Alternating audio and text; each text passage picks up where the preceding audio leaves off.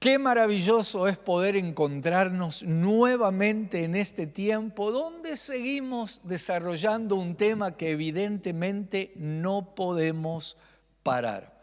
Hemos comenzado ya hace tiempo a hablar acerca de las finanzas del reino. Y cada vez que avanzamos es como que se nos abre una puerta y ahí seguimos entrando. ¿Será que somos curiosos? Yo creo que es el Espíritu el que nos está guiando para que podamos ir. Yo creo que Dios va corriendo el velo y nos deja ver lo que se mueve en los cielos.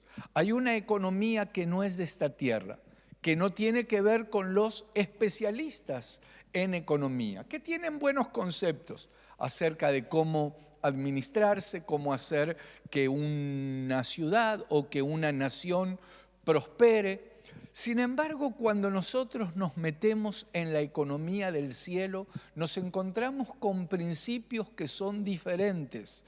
¿Y saben qué es lo maravilloso de todo esto?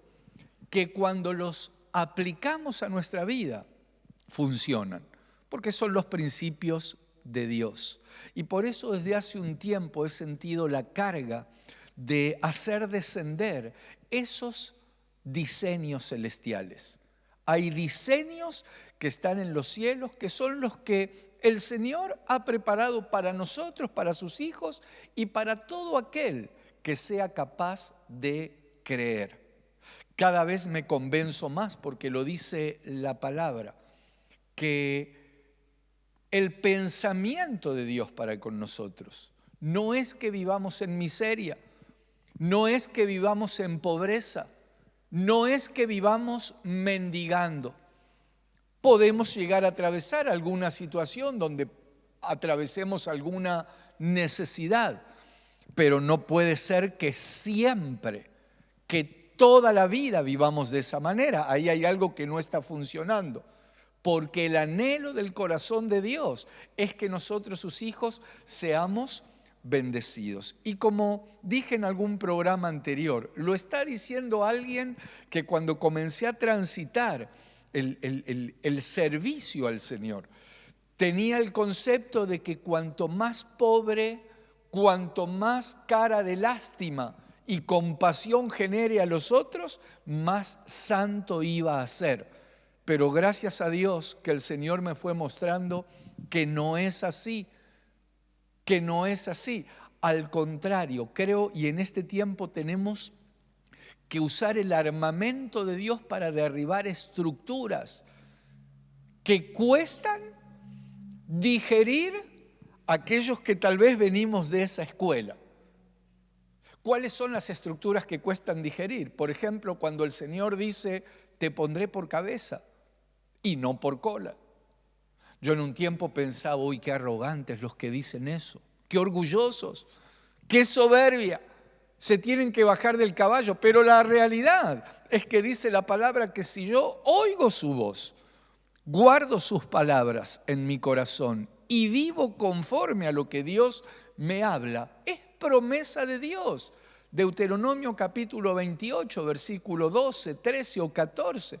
Y no solo eso, dice, te pondrá el Señor por encima y no estarás debajo. Y son promesas. Y es la realidad que uno ve desde Génesis hasta Apocalipsis. Pasando por los evangelios, el Señor mismo daba parábolas. La parábola del hijo pródigo, por ejemplo. Ese hijo que es una figura de nosotros, los hijos de nuestro Padre Celestial, que tal vez en algún momento, por alguna circunstancia, nos alejamos de nuestro Padre, malgastando, despilfarrando los dones, los talentos que nos dio. Ahora, la realidad es que en esa parábola el Señor explica que ese hijo se gastó el dinero que le había dado su padre. Él mismo dijo, ya no soy digno de ser considerado hijo. Aunque sea, quiero ser como alguno de los jornaleros. Pero lo que a mí me impacta es que cuando este hijo regresa a la casa del padre, lo primero que hace el padre, luego de correr, abrazarlo, besarlo, la primer orden, lo voy a ir a buscar, quiero mostrarles la primer orden que da este padre. Esto está en Lucas capítulo 15. Dice el versículo, permítanme encontrarlo. Lucas 15, versículo 22. Pero el padre dijo a sus siervos: sacad el mejor vestido y vestidle. Saquen el mejor vestido. Y eso es una figura de lo que hace nuestro Padre Celestial con nosotros. Pero el mejor vestido es señal de que el Señor, incluso nuestra manera de andar, Dios no quiere que andemos dando compasión a los demás. Dios no quiere que manifestemos una postura de lástima hacia los demás. No, el mejor vestido, no para ser arrogantes, cuidado con eso, no para ser orgullosos o para mirar a los demás por encima del hombro, no, porque es una manera de manifestar quién es nuestro Padre. Y así como habla del vestido en el lugar donde nosotros vivimos, dentro de las posibilidades si lo podemos hermosear, el lugar donde nosotros trabajamos, porque a veces nos vamos quedando en un lugar que uno se va mal acostumbrando y tal vez a los ojos de los demás parecería dar lástima a ese lugar. Pero les estoy hablando esto para que vean que los conceptos de Dios, y esto está íntimamente relacionado con la economía del cielo, con las finanzas del reino de Dios. Pasa que, claro, los conceptos cerrados, los conceptos que hemos recibido o que hemos interpretado mal. Y cuando me refiero a esto, no lo digo criticando a quienes fueron mis mentores, porque tengo palabras de agradecimiento para ellos, porque pude ver el amor de Dios, porque pude ver el temor de Dios y la santidad de Dios. Pero cometemos errores. Y todo eso positivo y bueno que veía, pero por otro lado me hacían sentir como que tenía que ser, miren, el concepto era este: como Jesús era pobre, yo tengo que ser pobre. Hemos hablado también acerca de esto, pero está viniendo a mi corazón. Y viene a mi corazón porque ese es un concepto errado. ¿Quién dijo que Jesús era pobre? Nada que ver, y bien lejos de la realidad está eso. Que Él se haya hecho pobre es otra cosa. Como dice 2 Corintios capítulo 8, versículo 9. Lo quiero buscar, porque esos son conceptos errados que han limitado, yo creo que el crecimiento y el desarrollo de la obra de Dios en muchos lugares. Porque la limitación ha hecho, no, tengo que ir con cara de pobre, vestido de pobre y tengo que ir pobre. Entonces, yendo de esa manera, uno terminaba allí donde nadie lo ve, en el fondo de todo. ¿Y por qué te estoy remarcando esto? Porque quiero buscar en 2 Corintios capítulo 8, donde dice el versículo 9, porque ya conocéis la gracia de nuestro Señor Jesucristo, que por amor a vosotros se hizo pobre, siendo rico. Se hizo pobre, pero Él era rico y dice que se hizo pobre para que vosotros con su pobreza fueseis enriquecidos.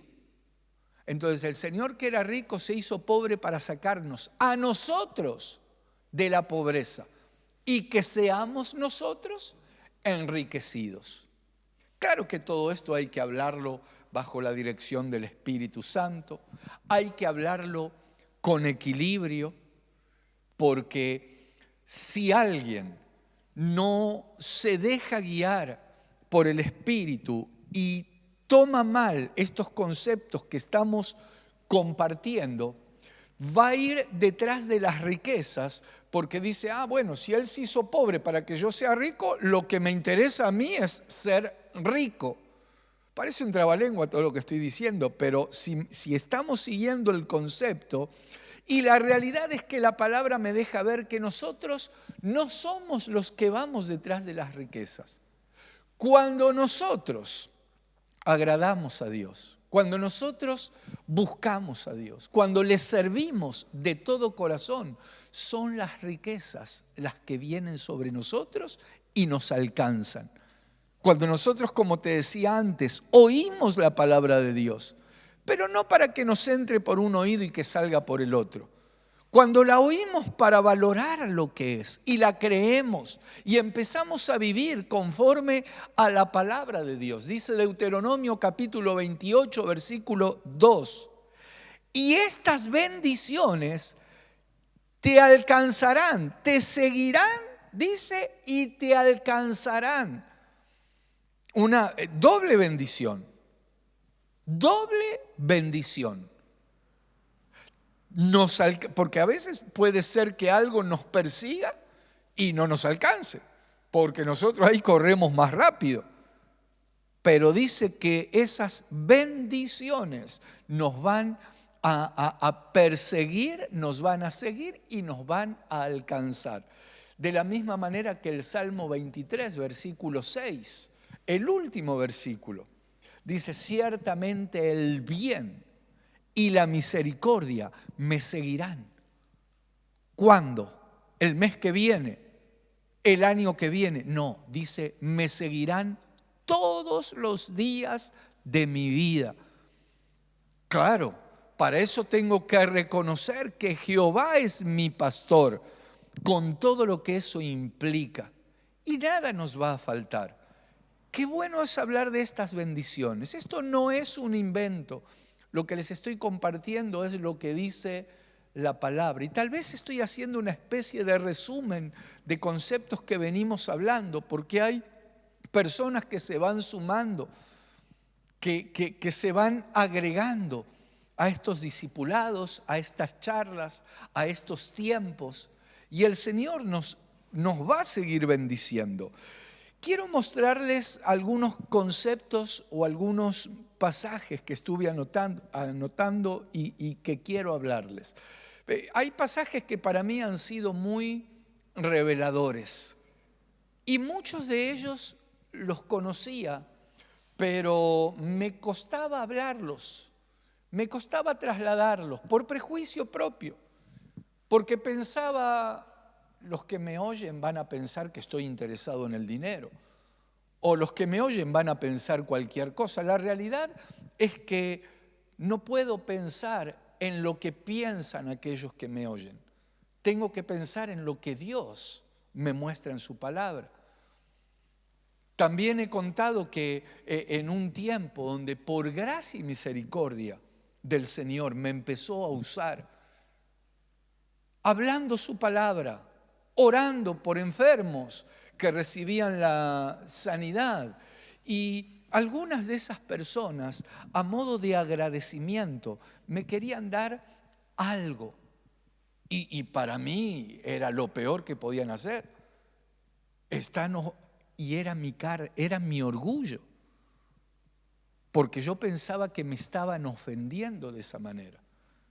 Pero la realidad es que dice la palabra, y por eso quiero hablar también del tema de las ofrendas luego. Pero déjame que te lean lo que dice Mateo capítulo 10, antes de entrar, porque tiene que ver con esto que te estaba diciendo recién. Mateo capítulo 10, versículo 40. Dice: el que a vosotros recibe, a mí me recibe. Y el que me recibe a mí, recibe al que me envió. El que recibe a un profeta, por cuanto es profeta, recompensa de profeta recibirá. Y el que recibe a un justo, por cuanto es justo, recompensa de justo recibirá. Cada vez que honres a un hijo de Dios, cada vez que hagas algo para Dios, eso no va a quedar sin recompensa. Dios va a bendecir ese acto. Dios va a recompensar esas actitudes. Y si bien la economía terrenal o los conceptos que algunos puedan tener no se condicen con los conceptos de Dios, la palabra de Dios dice que más bienaventurado es dar que recibir. Puedo dar fe de esto. Es una bendición poder dar. Es una bendición dar. Y si uno comete el error de estar recibiendo y no dando, no estoy hablando de dinero, aunque también entra el dinero. En todo lo que hablamos de finanzas del reino, no tengo en mente el dinero, en mi caso. El dinero es una añadidura, es una consecuencia. Pero nosotros recibimos bendición, por ejemplo, de Dios. Una palabra, un rema, una revelación, algo que Dios derrama. Cuando nosotros recibimos y compartimos eso con otros, es como que fluimos y Dios derrama más. Pero si cierro, un ejemplo, las compuertas del vientre, si cierro lo que Dios me derrama y en vez de compartirlo, lo dejo guardado y no lo doy, llega un momento que voy a engordar un montón y corro el riesgo de explotar. Y Dios no quiere eso, porque sospecho que cuando nosotros retenemos lo que Dios nos da, ¿sabes lo que sucede? Dios deja de derramar. Porque estamos hablando del administrador, de los administradores. Si hay alguien que sabe administrar, es Dios. Y Él no va a desperdiciar nada. Por eso el Señor Jesús, luego de alimentar en una ocasión a 5,000 y en otra a 4,000, Él no desperdició nada. Él dijo, vayan y recojan lo que sobró. Acababa de hacer milagros impresionantes. Por eso te digo que el administrador de los administradores no va a derramar sobre nosotros algo que nosotros lo desperdiciemos. Porque si tenemos cerrada la esclusa del bendecir a otros, todo eso que vendría sobre nosotros empieza a caer al costado porque estamos llenos. Entonces tenemos que ser llenos, pero de lo que Dios va derramando. Porque cuando algo se llena, pero no se renueva, se empieza a descomponer. El agua estancada atrae bichos, enfermedades. En cambio, cuando nosotros abrimos la esclusa de la bendición a otros, Dios sigue derramando.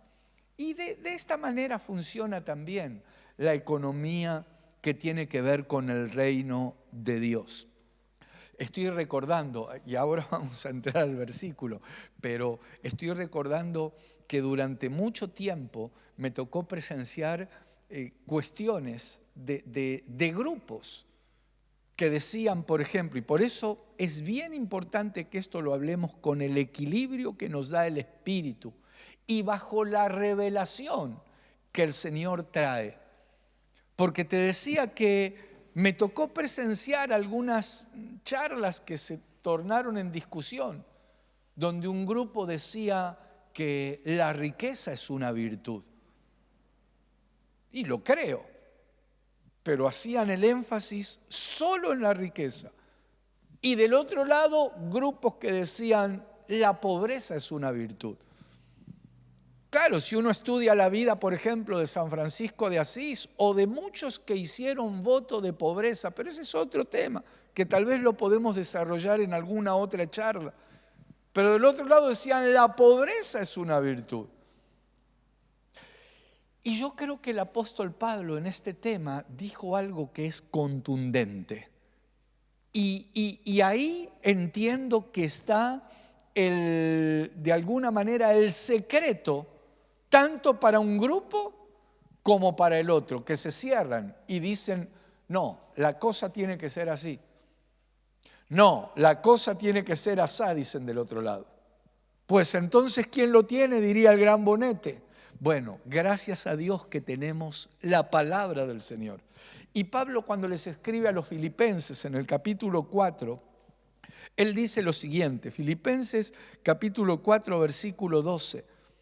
El apóstol Pablo dice, sé vivir humildemente y sé tener abundancia. O sea, sé vivir humildemente, por un lado, para aquellos que dicen la pobreza. Bueno, aquí entraríamos en otro terreno. Pero si asociamos por un instante la humildad a la que se refiere Pablo con la pobreza, de ahí está destacando el grupo que dice la pobreza es una virtud. Pero luego añade, y sé tener abundancia. O sea que también está de alguna manera afirmando la postura de aquellos que dicen que la riqueza es una virtud. Pero luego añade el apóstol Pablo, en todo y por todo estoy enseñado. Es decir, que es una virtud atravesar un valle porque el Señor nos hace atravesar ese valle, porque nos quiere enseñar algo, porque quiere tratar con nuestro corazón, porque quiere que abramos el oído, porque les digo algo, el oído en muchas ocasiones se abre en los desiertos, allí donde hay un silencio absoluto. Porque en el medio del bullicio, en el medio de tanta red social, información, internet, televisión, noticias y todo, es difícil poder oír la voz de Dios, el consejo que Dios nos quiere dar a través de su palabra. Entonces, el oído, Dios dice en el libro de Oseas que la llevó al desierto a su amada, haciendo alusión en ese momento de Israel, pero también a la iglesia. Dios la lleva al desierto. ¿Para qué? Para hablarle al corazón. Y ahí cuando empieza a hablar, el Señor empieza a recordarnos qué es lo que quiere para nosotros. Entonces dice aquí el apóstol Pablo, en todo y por todo estoy enseñado. Y sigue este versículo, dice, así para estar saciado como para tener hambre. Él fue enseñado para esto.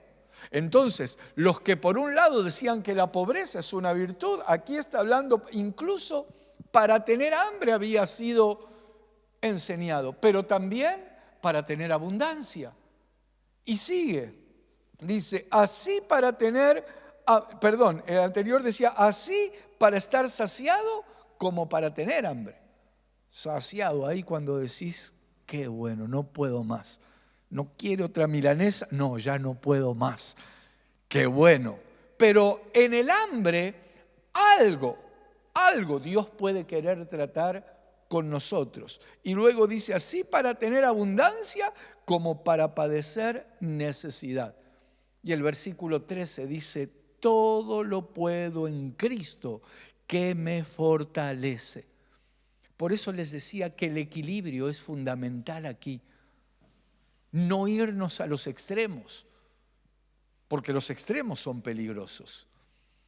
Los extremos generan bandos, brechas, que lamentablemente en muchas ocasiones son irreconciliables.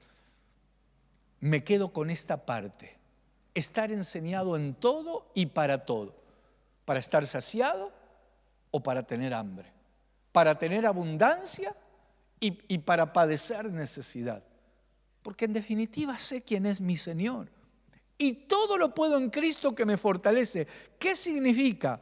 Que en Cristo voy a salir adelante de la necesidad que sea.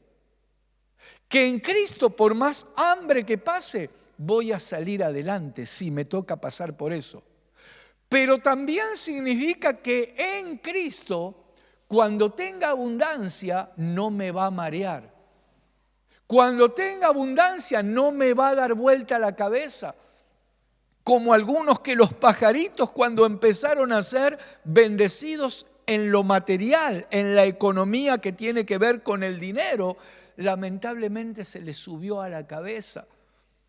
Por eso qué importante, como dice aquí, todo lo puedo en Cristo que me fortalece. Entonces estos conceptos son fundamentales, ¿sabes para qué? Porque el Señor lo que quiere es sacar a su pueblo de la miseria. Dios quiere sacar a su pueblo de la miseria. Y el concepto de miseria es muy fuerte. Lamentablemente hay pueblo de Dios, por conceptos que se tienen, que deben ser derribados, que viven en la miseria. Y Dios no te estableció para eso. No es la voluntad de Dios esa. Y por eso quiero avanzar y que hablemos algo relacionado a las ofrendas, porque la ofrenda es un principio maravilloso. Y ahora sí quiero ir a buscar lo que tenemos preparados para hoy. Hoy preparé el tema que tiene que ver con las ofrendas. Sé que el tiempo está avanzando, pero permítanme mostrarle algunos principios donde se fundamenta el reino de Dios. Y qué bueno que podamos hablar estos temas. Aquí tengo algunos versículos, pero más que leerlos, tal vez se los voy a compartir porque no nos queda demasiado tiempo, por lo menos para el discipulado de hoy.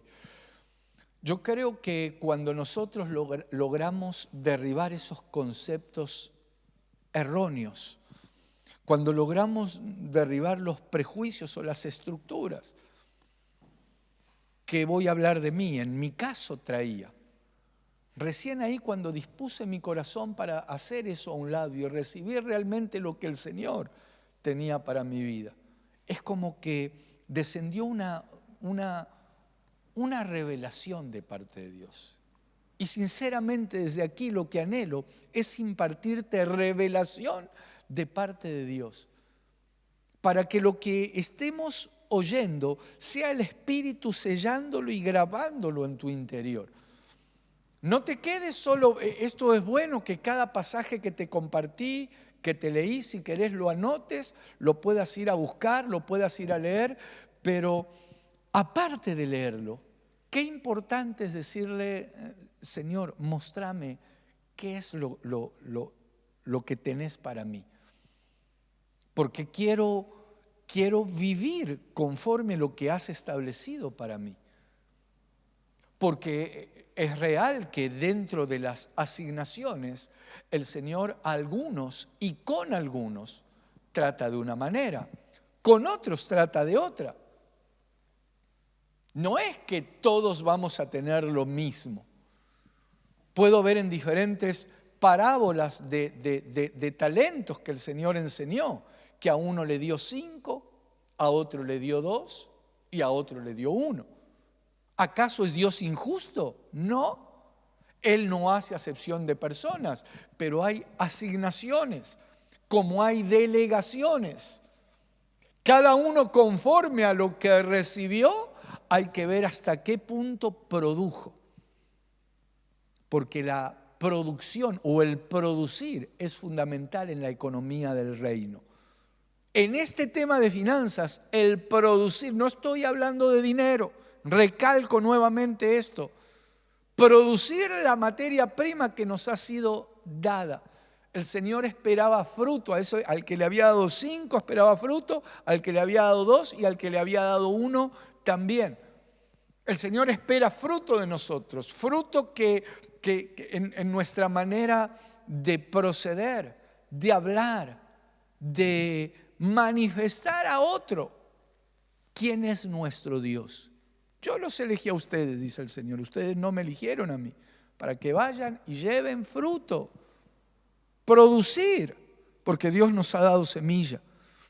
Y esa es la diferencia entre una mentalidad de jornalero y una mentalidad de hijo. El jornalero siembra por obligación, pensando en saciar su necesidad. El hijo siembra pensando en producir. El hijo, el que tiene mentalidad de hijo, ve el día de mañana, porque sabe que eso que sembró va a dar fruto. Pero te decía que todo esto hay que recibirlo y pedirle al Señor la revelación para que podamos avanzar en sus asuntos.